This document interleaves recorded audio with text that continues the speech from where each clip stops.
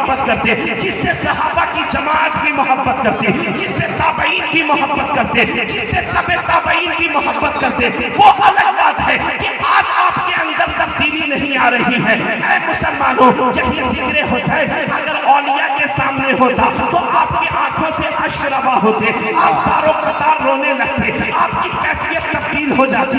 یہی حال غوث اعظم کا ہوتا، یہی حال محبوب الہی کا ہوتا، یہی حال خواجہ غریب نواز کا ہوتا۔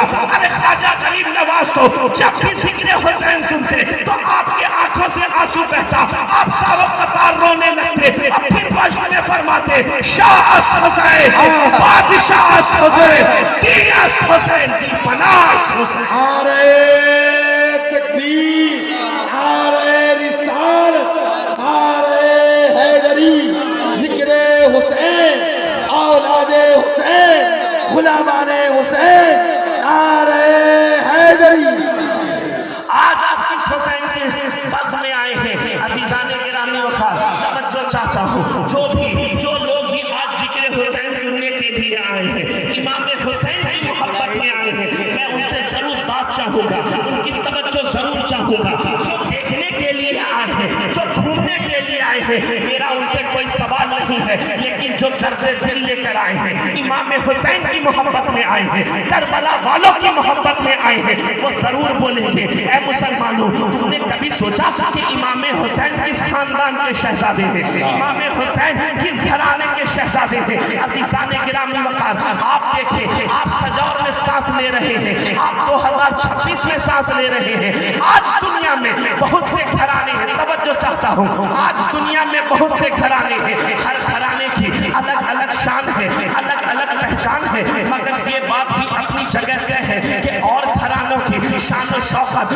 قدر و منزلت چاہے جتنی ہو جائے، آل محمد کے گھرانے کے برابر نہیں ہو سکتی، آل محمد کے گھرانے کے برابر نہیں ہو سکتی، اس لیے کہ اور گھرانوں نے جو قدر و منزلت پائی ہے وہ اپنے اکتساب و کسب کی بنیاد پر پائی ہے، مگر خاندان مصطفیٰ نے جو فضیلت پائی ہے وہ رب کی عطا سے پائی ہے، رب کی مہربانی سے پائی ہے۔ عزیزان گرامی وقار خاندان مصطفیٰ وہ خاندان ہے جو صبح قیامت تک قائم و قائم رہے گا۔ مدینے والے آقا نے کیا فرمایا کہ سارے حسب و نسب اور رشتے داریاں اسی دنیا میں ختم ہو جائیں گی، مگر میرا خاندان وہاں بھی باقی رہے گا جہاں اور لوگوں کے خاندان ختم ہو جائیں گے۔ تو اے سجور والوں، کیا سمجھ میں آیا کہ اوروں کا خاندان اور ہے، حضور کا خاندان اور ہے، اوروں کا گھرانہ اور ہے، حضور کا گھرانہ اور ہے۔ ارے یہ تو سب سے بہتر گھرانہ ہے، یہ تو سب سے پیارا گھرانہ ہے، یہ تو سب سے نرالا گھرانہ ہے۔ تبھی تو بریلی کے تاجدار امام اہل سنت اعلیٰ حضرت فاضل بریلوی فرماتے ہیں کیا بات رضا اس چمنستان کرم کی زہرا ہے گلی جس میں حسین اور حسن۔ نعرہ تکبیر، نعرہ رسالت، نعرہ حیدری، ذکر شہدائے کربلا، نعرہ رسالت۔ کیا بات رضا اس چمنستان کرم کی زہرا ہے گلی جس میں حسین اور حسن پھول۔ عزیزان گرامی وقار میں نے کہا نا بہت سے گھرانے ہیں، بہت سا خاندان ہے، سب اپنی اپنی جگہ ہے، لیکن کوئی بھی میرے حضور کے خاندان جیسا نہیں ہے، کوئی بھی میرے حضور کے گھرانے جیسا نہیں ہے، کوئی بھی میرے حضور کی نسل جیسا نہیں ہے۔ اللہ اکبر کبیرہ۔ ارے پیارے، اس گھرانے کا کیا کہنا، اس گھرانے کی شان و شوکت کا کیا کہنا، اس گھرانے کی طہارت و پاکیزگی کا کیا کہنا۔ ارے یہ تو وہ گھرانہ ہے کہ جس گھرانے کی طہارت و پاکیزگی کا اعلان خود رب تبارک و تعالیٰ قرآن مجید فرقان حمید میں یوں فرما رہا ہے انما یرید اللہ لیذھب عنکم الرجس اہل البیت ویطہرکم تطہیرا۔ ارے اس خاندان کا کیا کہنا پیارے کہ اس خاندان سے محبت کرنے والا اگر طبعی موت بھی مرتا ہے تو وہ فضل خدا سے شہادت کا درجہ اور ثواب پاتا ہے۔ عزیزان گرامی وقار امام حسین اس خاندان کے شہزادے ہیں کہ جس خاندان سے محبت کرنے والا عین ایمان کی حالت میں مرتا ہے، جس خاندان سے بغض کرنے والا کفر کی حالت میں مرتا ہے امام حسین اس خاندان کے شہزادے ہیں کہ جس خاندان سے محبت کرنے والے کا ٹھکانہ جنت ہے اور جس خاندان سے بغض کرنے والے کا ٹھکانہ دوزخ ہے. اللہ اکبر کبیرہ. یہ تو وہ خاندان ہے پیارے کہ جس خاندان پر ہم آپ نماز کے اندر قاعدہ اخیرہ میں درود پاک بھیجتے ہیں. حضرت امام شافعی رحمت اللہ علیہ فرماتے ہیں کہ خاندان اہل بیت کی فضیلت کے لیے اتنا ہی کافی ہے کہ جب تک ان پر درود نہ پڑھے نماز کے اندر نماز نہیں ہوتی ہے, نماز نہیں ہوتی ہے. اور ہم حنفیوں کی نماز مکمل نہیں ہوتی ہے. تو کیا سمجھ میں آیا کہ جس خاندان پر نماز کے اندر درود پڑھے بغیر نماز مکمل نہ ہو, نماز پوری نہ ہو, نماز نہ ہو, تو پھر اس خاندان سے محبت کے بغیر ایمان کیسے مکمل ہو سکتا ہے, ایمان کیسے کامل ہو سکتا ہے. تبھی تو زیا شہبازی نے فرمایا تھا ہے زیا کی جان قربان تیری نسل محترم پر. یا رسول اللہ ہے زیا کی جان قربان تیری نسل محترم پر. کیوں؟ تیری آل کے برابر کوئی آل ہی نہیں ہے, تیری آل کے برابر کوئی آل ہی نہیں. نعرہ تکبیر, محبتوں کے ساتھ جواب دیں. نعرہ تکبیر, نعرہ رسالت, نعرہ حیدری, ذکر حسین, ذکر شہدائے کربلا, نوجوانان گلی ٹولہ, نعرہ حیدری. عزیزان گرامی آپ توجہ تو فرمائیے کہ ارے یہ وہ خاندان ہے پیارے, یہ وہ خاندان ہے جس کے بارے میں نجران کا پادری یہ کہتا ہوا بھاگتا ہے, بھاگو بھاگو بھاگ چلو. میں ایسے خاندان کو بھی آتے ہوئے دیکھ رہا ہوں, میں ایسے چہروں کو آتے ہوئے دیکھ رہا ہوں. یہ اگر رب کے حضور دعا کر دے تو اللہ اس کی دعا سے پہاڑ کو ایک جگہ سے دوسری جگہ کر دے. ارے یہ وہ خاندان ہے جس کے بارے میں حضور نے فرمایا کہ میرے خاندان والے کشتی نوح کے مانند ہیں, جو اس پر سوار ہو جائے گا وہ نجات پالے گا, اور جو اس کشتی سے دور ہو جائے گا وہ غرق ہو جائے گا. جو سوار ہوگا وہ نجات پائے گا, جو دور ہوگا وہ غرق ہو جائے گا. تو کیا سمجھ میں آیا؟ خاندان مصطفیٰ وہ خاندان ہے کہ جو اس خاندان کی کشتی پر سوار ہو جاتا ہے وہ مجھار میں بھی پار ہو جاتا ہے, اور جو اس خاندان کی کشتی سے دور ہو جاتا ہے وہ دنیا و آخرت میں شرمسار ہو جاتا ہے. توجہ تو فرمائیے. ارے اس خاندان کا کیا کہنا پیارے, اس خاندان کا کیا کہنا ہے؟ یہ خاندان ہے, توجہ آپ کو یہاں رہنی چاہیے. اس خاندان کا کیا کہنا ہے, اس گھرانے کا کیا کہنا ہے, حضور کی نسل کا کیا کہنا ہے. اللہ اکبر کبیرہ. عزیزان گرامی وقار, آپ دیکھیں کہ جس طریقے سے نماز مسلمانوں پر فرض ہے اسی طریقے سے خاندان اہل بیت سے محبت کرنا بھی فرض ہے. میں آپ کی زبان میں سمجھا رہا ہوں, جس طریقے سے مسلمانوں پر رمضان کا روزہ فرض ہے اسی طریقے سے خاندان مصطفیٰ کی محبت بھی فرض ہے. جس طریقے سے زندگی میں ایک مرتبہ حج فرض ہے اسی طریقے سے خاندان اہل بیت سے محبت بھی فرض ہے. زکوٰۃ دینا جس طریقے سے فرض ہے حضور کے گھر والوں سے مودت رکھنا بھی فرض ہے. یہ آپ لوگ اچھی طرح سے جانتے ہیں کہ نماز کیوں فرض ہے, روزہ کیوں فرض ہے, حج کیوں فرض ہے, زکوٰۃ کیوں فرض ہے. تو ہر ایک بچہ اٹھ کر کہے گا حکم ربی ہے, اللہ کا حکم ہے. تو کیا سمجھ میں آیا کہ جس چیز کا حکم رب تبارک و تعالی قرآن مجید فرقان حمید میں دیتا ہے وہ فرض کا درجہ رکھتی ہے. ہم نے جب محبت اہل بیت, مودت اہل بیت کے مسئلے پر غور کیا تو ہمیں قرآن مجید فرقان حمید میں رب تبارک و تعالی کا یہ فرمان علی شان نظر آتا ہے, قل لا اسألکم علیہ اجرا الا المودۃ فی القربی. اے حبیب, آپ اپنی امت سے کہہ دیجئے کہ میں تم سے تبلیغ دین پر کوئی اجرت طلب نہیں کرتا, کوئی بدلہ نہیں چاہتا, کوئی ریٹرن نہیں چاہتا, کوئی معاوضہ نہیں چاہتا. اگر چاہتا ہوں تو حکم ربی سے چاہتا ہوں کہ تم میرے گھر والوں سے سچی محبت کرو، میرے خاندان والوں سے سچی محبت کرو، میرے قرابت داروں سے سچی محبت کرو۔ پیغمبر اسلام نے اللہ کے حکم سے کیا کہا؟ میں نے جو تمہیں نماز جیسی عظیم دولت دی اس کا کوئی معاوضہ نہیں چاہتا، میں نے تمہیں شریعت جیسا نظام، شریعت کا نظام دیا اس پر کوئی ریٹرن نہیں چاہتا، میں نے جو تمہیں حقیقت و معرفت کا جام دیا اس کا کوئی اجرت نہیں چاہتا، اگر چاہتا ہوں تو اپنے گھر والوں کی محبت چاہتا ہوں۔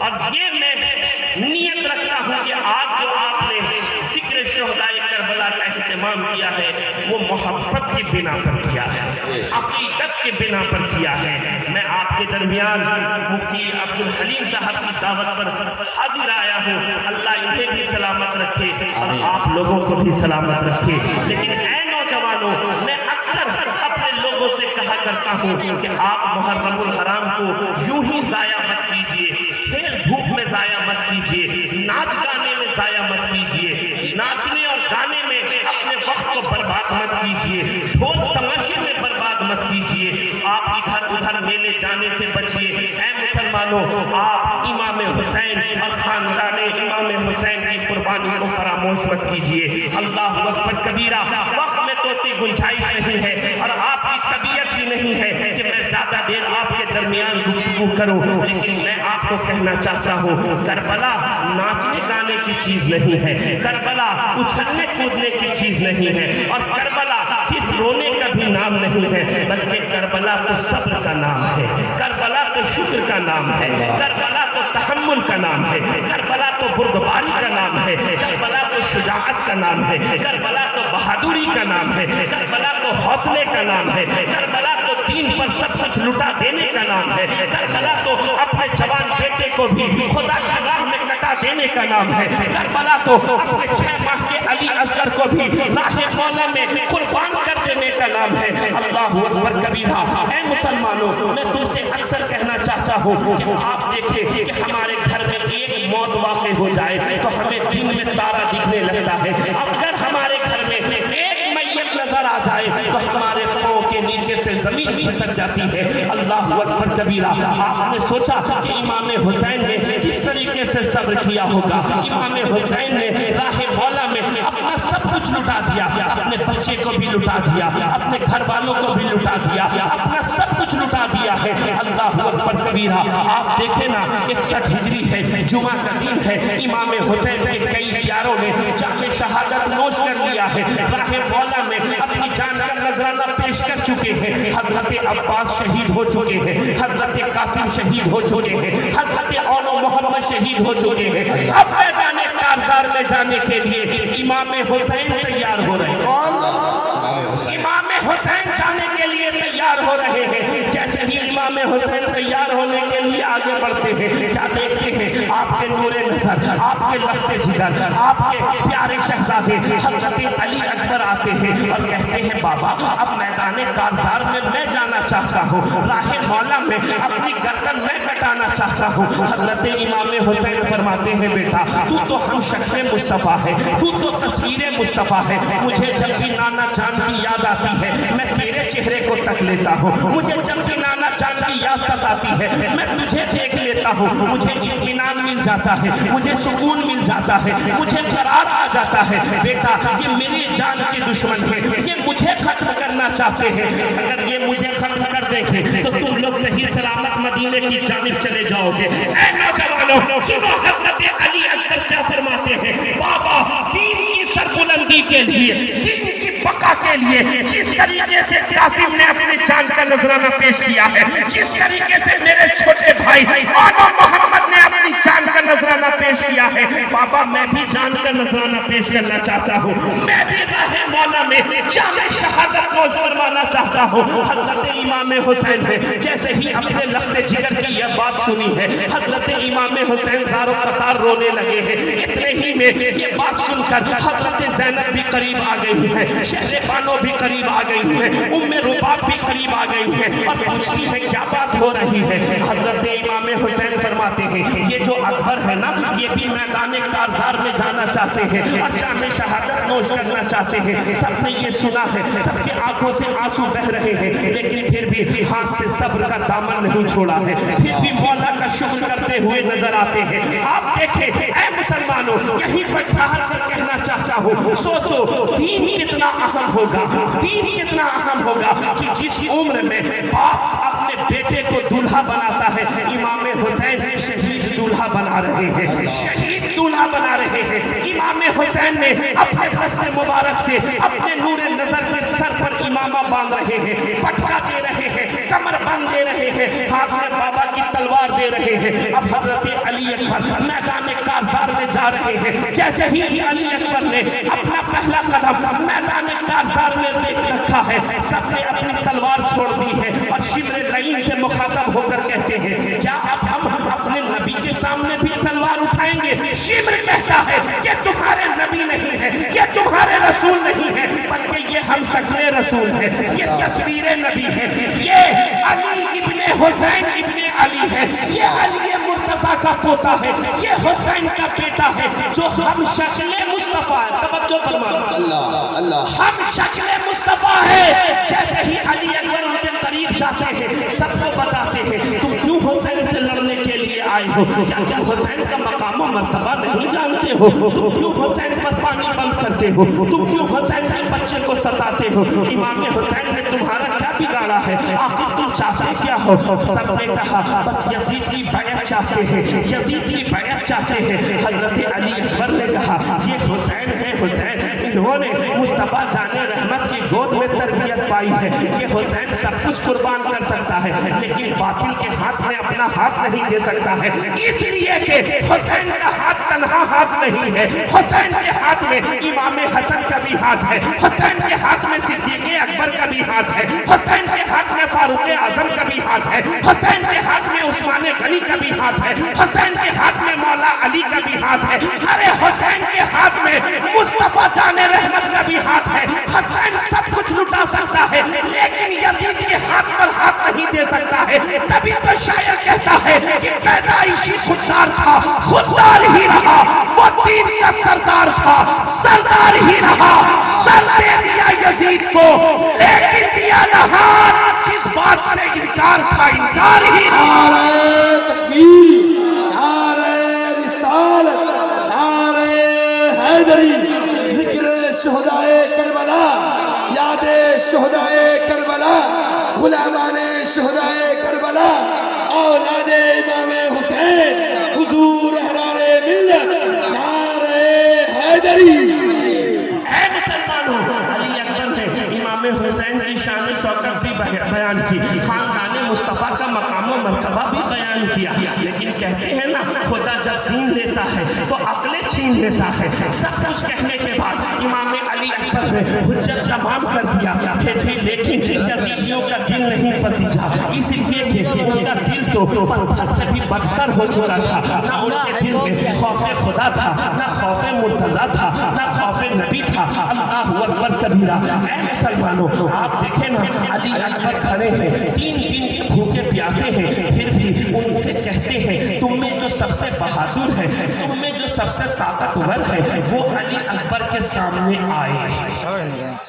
3 दिन के भूखे प्यासे, 3 दिन के, लेकिन फिर भी क्या कहते हैं तुम में जो सबसे बहादुर है वो मेरे सामने आए, मेरा मुकाबला करे। मेरे ज़हन में एक बात आई कि अगर कोई रोजा रखकर असर की नमाज के बाद कुछ कदम चलता है तो किस तरीके से सांस फूलता है ये उससे पूछिए, उसकी क्या कैफियत होती है ये उससे पूछिए।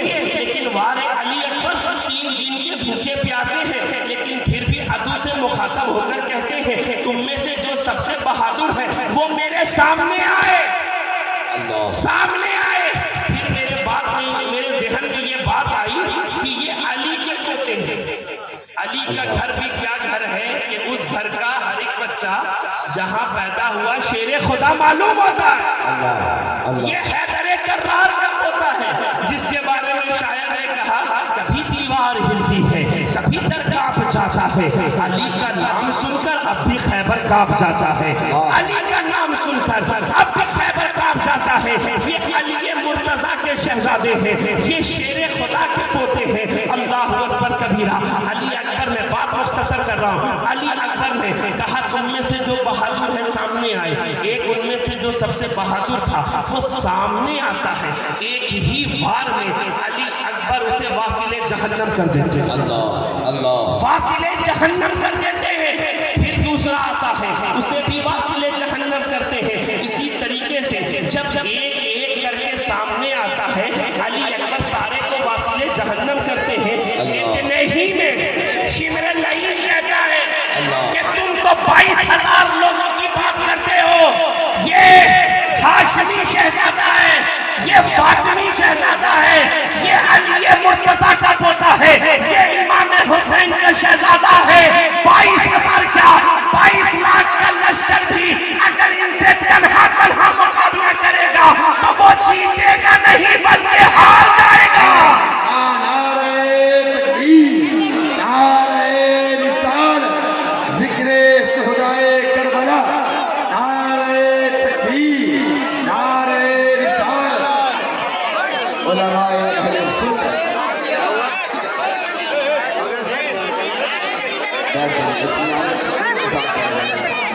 آپ کو جس چیز کا انتظار تھا